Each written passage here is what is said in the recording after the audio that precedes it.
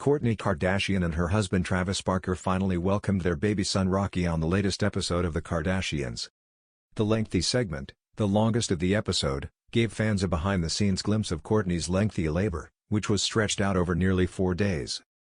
The start-stop process was interrupted along the way by trips back home for the lovebirds to have sex, and Kourtney's ideal labor was hilariously interrupted by her mother Kris Jenner, who just happened to be in the area. Kourtney and Travis hoped the entire time for a Halloween birthday for their son, but they ended up being a single minute too late. On October 29, 2023, Kourtney and Travis were sitting in bed looking at old photos of themselves on his phone when she announced that she had had a contraction. "My baby's about to pop," Travis said gleefully. He said it would be the first natural birth he had experienced, and he said he would be filming Rocky as he was born. But Kourtney objected, saying she didn't want him to be down there. She said she didn't want Travis to be traumatized by her favorite thing in the world. Later that night the lovebirds drove to the hospital, and Kourtney joked that Rocky was waiting for a Halloween birthday. Both parents guessed that Rocky would weigh exactly 8 pounds. Then Kourtney looked back to a traumatic event months earlier when doctors had discovered fluid in Rocky's lungs, which was super rare, but they were lucky to have caught it. Kourtney filmed herself on her phone from her hospital bed and admitted she was filled with fear after the surgery. Things seemed to take a downturn when the fluid returned to Rocky's lungs. But then Kourtney saw a video on the power of positive thinking, and after she tried to focus on optimistic thoughts, she claimed that the fluid had completely disappeared. "It's time to go," she whispered then as she prepared to birth Rocky. A nurse attending to her said she was 1 to 2 centimeters dilated and had some bleeding, which didn't concern her. But then it was 10 in the morning on October 30th, and Kourtney revealed that she had gotten up to 3 centimeters dilated by 4 a.m., but there was no progress after that. She was seen bouncing on a big rubber ball in her hospital gown and moving in circles to stimulate the labor while talking on the phone with her family. Kourtney even wondered if she should cool it with the ball exercises, as she really wanted Rocky to wait until Halloween. "You better squeeze him out, baby's gonna be 10 pounds, Travis joked as the morning progressed. They decided to leave the hospital while things were stalled, but first they left to eat at Crossroads. Once they were home, Kourtney revealed that they showered and then had sex. That helps sometimes, she said with a sly smile. Finally, it was October 31st, and Travis told Kourtney that Rocky thinks today is the day. But he had second thoughts on the way back to the hospital. "We said it too much that his birthday was gonna be on Halloween," Travis mused on the ride over. The Blink-182 member had an odd way of calming his nerves while he waited for Kourtney to go into labor. He had brought along his drum practice pad and began banging out rudiments at the same tempo as Rocky's heartbeat. Many women in labor might have found the din unbearably annoying, but Kourtney was on the same page as her husband. She said she found the drumming soothing, and she said Travis' practice had helped her fall asleep in the past. Before Rocky arrived, she reflected that they were too afraid to feel it after she got pregnant because they worried it was too good to be true, especially after they had given up on IVF treatments. While she was on her side in her hospital bed and being attended to by a nurse, a faint splashing sound was heard on the soundtrack, and Kourtney said she finally broke her water, indicating that Rocky was arriving soon. Kourtney had planned for Travis to be the only family member with her in the delivery room, but her plans had a major shake-up after a surprise guest arrived, her mother Kris. Despite gate-crashing the birth, Kris tried to be innocuous by sitting on the other side of the room while masked up and looking at her phone. In her confessional interview, Kourtney revealed that she got a surprise call from her security that her mother had arrived at the hospital and wanted to join her. Kris told the guard she was just in the area, so she decided to drop in on the birth. She was not in the area, Kourtney grumbled, although she didn't have the heart to ban her mother from getting to see her grandson be born. As she waited for the big moment after reaching 4 centimeters dilation, Kourtney confessed to Travis that she had been craving some Ritz Bits crackers since the day before. As it got closer and closer to midnight, Kourtney admitted, "I think Rocky wants to be November 1st. Travis agreed, "Yeah, he doesn't want to be the king of Halloween," but there was still a slim chance after her doctor decided to induce her at 11:45 p.m. Kourtney was surprised when Travis, who had been playing music in the hospital room all night, switched to exclusively Frank Sinatra as Rocky's arrival was imminent. Despite her best efforts, Kourtney gave birth just 1 minute too late for the baby to be the Halloween king, and Rocky 13 Barker entered the world at 12 o'clock a.m. on November 1. After the lengthy birthing process and the joyous moment of meeting Rocky, Kris comforted her daughter in her inimitable way. "Do you want a Cheez-It or whatever you call them?" she asked her daughter. But Kourtney admitted later that she was glad her mother was there, as Kris had a calming effect over the proceedings. Later, during her confessional interview, Kourtney paused to FaceTime Travis, and he gushed that Rocky's birth was one of the best days of his life. He added that he wanted to watch the show's footage of the birth. "I want to know what song he popped out to," Travis explained. They determined the song was Sinatra's performance of That's Life, the title track of his classic 1966 LP. "The song just came up in the playlist and we were like, what a perfect song," Kourtney recalled. As Travis sat in the hospital bed and cuddled little Rocky, Kourtney beamed with love for him after the fact during her interview. "I have the most amazing and supportive husband I could ever dream of," she said sweetly. She gave thanks, adding that the way that it all happened is just such a reminder that God's timing is everything. The episode opened on Beverly Hills as Kim prepared for an all-star Balenciaga fashion show happening out in the open. Fittingly, her model sister Kendall Jenner joined her, and the two walked along a closed-down street while navigating through crowds of models and crew preparing the show. "Every Balenciaga show is such a moment, so it's really fun to see it all come to life," Kim gushed later in her confessional interview. She noted that her sister Khloe Kardashian didn't join them despite being invited, and she added with some venom in her voice that her younger sister didn't come because the fashion show was outdoors and in the daylight.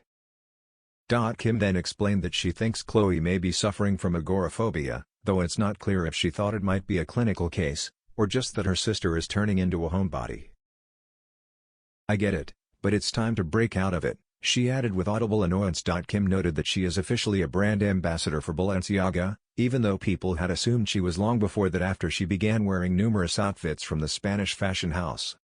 Kim's ex-husband Kanye West had previously collaborated with Balenciaga, but the luxury fashion line severed their ties in 2022 in the wake of anti-Semitic comments the rapper made.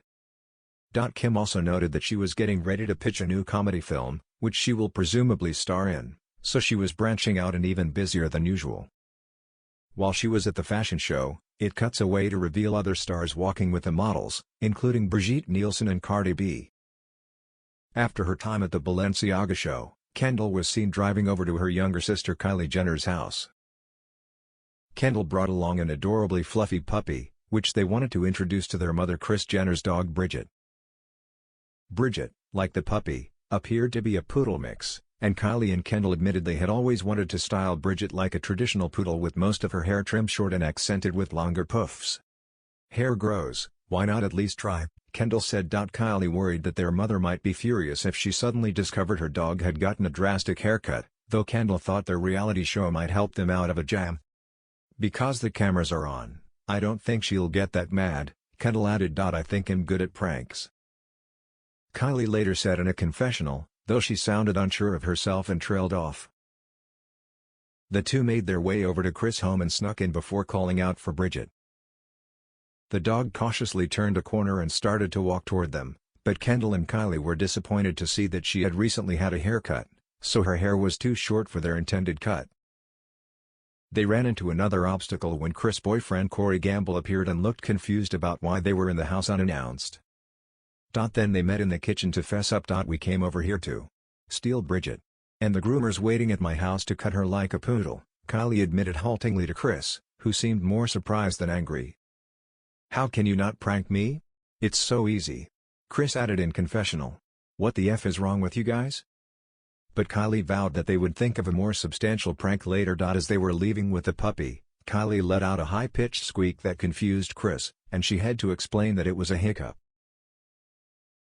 "That's your hiccup?"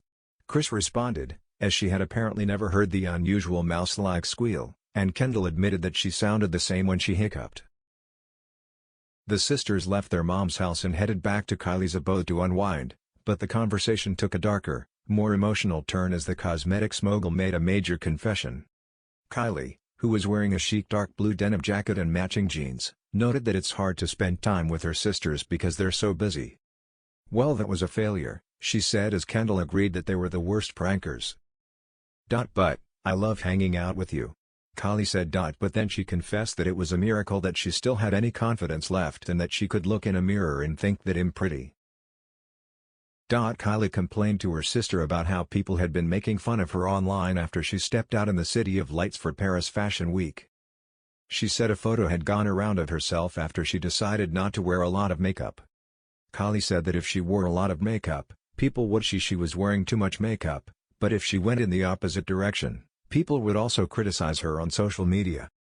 In particular, she was hurt that fans, as well as cosmetic dermatologists and professionals experienced with injecting fillers and Botox, had pointed out diagonal lines running through her plump cheeks. Some fans and professionals had speculated that she had used too much filler below her eyes and over her cheekbones, creating the prominent crease. However, the lines can be visible on anyone, even in children, and Kylie claimed that the feature had always been prominent on her going back to when she was a child. I just hear nasty things about myself all the time, Kylie admitted in the confessional interview. The billionaire reality star and cosmetics mogul wondered aloud to her sister why people didn't more prominently defend her online. I'm kind of so numb to people talking about my looks at this point, and I just want to know why on the internet no one says anything or thinks that it's okay, she said. Kendall said it was an issue for the whole family, and they were dehumanized in the public eye. They don't think that there are any rules with us, SH said, adding that people don't think they have any feelings. If you talk the same way you talk about us about any other woman, people would come to their defense all day long, Kendall added. Kylie was particularly upset because she was trying to find a new, more natural looking, and she confessed to being on a journey over the past year in which she dissolved half of her lip filler. I think with me it's never going to change, Kylie said, before pausing as tears started to well up in her eyes. As she brushed them away, Kendall took a seat next to her and wrapped her in a hug. Why do people think it's okay to talk about me? Kylie asked through her tears. She said she hadn't cried about the mean comments before, and as the tears slowed she shared how she occasionally sees defensive comments, but others claim online that it's fine to criticize her looks because she did it to herself. She effed up her face. She has so much surgery, she recalls reading. Kylie said people had complained about her looks even before she got fillers, and she seemed distressed that people say she looks old, though Kendall claimed she looked younger than ever. The model said they would never get past the comments, as people would always assume they had both gotten full facial reconstructions. I can't let the comments get me down, Kylie said. I can't let the comments get me down. I have to do. Rise above. Meanwhile, Kim was going to 5 film studios around town to pitch a new comedy film she would presumably star in. The film was tentatively titled The Fifth Wheel, and it was written by the married team of Paula Pell, who wrote for SNL and 30 Rock, and Janine Brito. While she was being chauffeured, her agent Brad Slater was giving her a pep talk. I know you're more nervous than me, Kim began. I'm not nervous, I'm excited for you, Brad replied. He reminds her that she had done so many things in her career, but pitching a movie written for her was a new adventure. Kim said she was staying calm because she doesn't get excited for things until they're confirmed. That way she doesn't get let down if they fall through. Then the action cut to Kourtney Kardashian ahead of a brief exit from her mansion. Breaking news, guys. I am leaving Hidden Hills, she gushed, but she wasn't going far from home, and her excuse was that Kourtney might go into labor at any moment. The revenge body star was taking a trip to see some baby goats at a petting zoo with her BFF Malika Hawk, who joined her in the passenger seat of her Rolls-Royce. The two got to talking about Malika's recent dating attempts, after she paused her plans to use a sperm bank to help her have a child. I am not open for business, you are, Khloe said, as she emphasized that she wanted to be single for a while. But she was happy for her friend and approved of her trying to find a real partner before resulting to an anonymous sperm donor. While they talked about a date that didn't end well with an insistent suitor who wouldn't stop texting Malika, Khloe admitted that she had been turned on when her ex-husband Lamar Odom found out they had the same business manager and sought out her contact info after she wouldn't give him her number. She found his persistence sexy. While driving, Khloe also complained that they couldn't have as much fun in public anymore because there are phones everywhere now. In a confessional, Khloe admitted she didn't want to start dating again because it might F up her kids, and she had been disappointed by her recent romantic interests. The show cut back to Kim in her car after she had finished her first pitch. She told her agent that the executives she met with all seemed interested, but she hoped to get a bigger offer. At the end of the meeting, she said she had so much going on that unless we're going to be the biggest commercial movie and have the best cast and break the internet, she wouldn't be able to give it her all. In a confessional, she admitted she would have to give something up, and the producer asked her what it would be. My sleep, she responded without a pause. Back at the goat farm, Khloe gushed over how cute the little animals were. True would die, Khloe said, before FaceTiming her daughter, who clearly loved the animals, even as they tried to eat Khloe's jacket and bite Malika. Khloe admitted she definitely didn't think everything through, such as how the goats poop little pellets and pee everywhere and have a tendency to hump each other. Classic Carl, an employee said of one particularly sexed up goat. Pets and men are two different things, Khloe said, because pets only require food and petting. While at the farm, a group of visiting school children saw Khloe and shouted her name. She said hi back to them and gave a group of young girls a big hug. Khloe had a hard time believing 8 or 9-year-old girls would know who she was, but she still spent a few minutes with them and gave them high fives. Back in the confessional, she told her producer that she 100% expects to be married again in the future. Then Kim's Hollywood journey continued as she went out to dinner after a busy day with her lifers, a group of her female friends she had known since they were teens, which included our pals Allison Statter, Zoe Winkler, Simone Harouche, and Sarah Meyer Michelson. Kim mentioned how they were all aging, as she found the menu blurry and could no longer see her phone close up, which just suddenly happened one day. She was first coy about her project, but then she admitted she had sold a romantic comedy to Netflix after her friends begged her for details. Kim explained that until recently she didn't have an agent, but after she appeared on American Horror Story she began meeting with interested agents, one of whom mentioned Paula Pell. Kim recounts explaining the plot of The Fifth Wheel, which would feature 4 women going on a trip, and she compared it to the Hangover films, Bridesmaids and The First Wives Club. She said the studio executive had all loved the idea, and each studio gave her agent a call 20 minutes later with offers, though she elected to go with Netflix, which tends to offer more money up front, as there won't be a chance to make any performance-based bonuses since the film will only be available on the streaming service. After her good news, Zoe jokingly wondered why Kim didn't mention that she was going to pitch a movie in the girls' group chat. But Kim explained that she didn't want to get ahead of herself with a new career. She told the ladies that she would be one of the stars of the film, while also producing the movie, and now she could relax because it had been sold to a distributor. Then, in a self-deprecating moment, Kim joked that she could do about 1 movie per year going forward, and she said she would have about 10 years left in which she would look good. After those 10 busy years she could finally take some time off. Then Kim continued to gush about how her friend Amy Schumer, who has previously appeared on the Kardashians, had written her to say she wanted to be in the film. Kim admitted she was proud that Amy and others wanted to join her project. "You think I can do that?" she recalled, thinking about the offers for the film started pouring in. "I'm tripping the F out, low-key," Kim said, but she cautioned that she still had to deliver. But then Kim started worrying about the logistics of being a movie star. "I also feel like you need less Botox for more emotion, and I don't have it," she joked to her friends. She also ruled out any Raging Bull-style body transformations. "I'm not gonna be gaining 500 pounds for a role and losing," she continued as her friends chuckled. "That's just not where I'm going to be." In the preview for next week's episode, Kim plans the family's popular Christmas Eve party with imported snow for a full white Christmas, but thunder on the horizon threatens to ruin the outdoor bash. Meanwhile, Khloe was once again at home with her kids and her brother Rob Kardashian's daughter Dream. While visiting her, Kim claimed Khloe's kids rule her life. "Live your effing life. Get out," she shouted at her younger sister. Then all the women were about to take a family vacation, but something went awry as Kylie joined them on the private jet.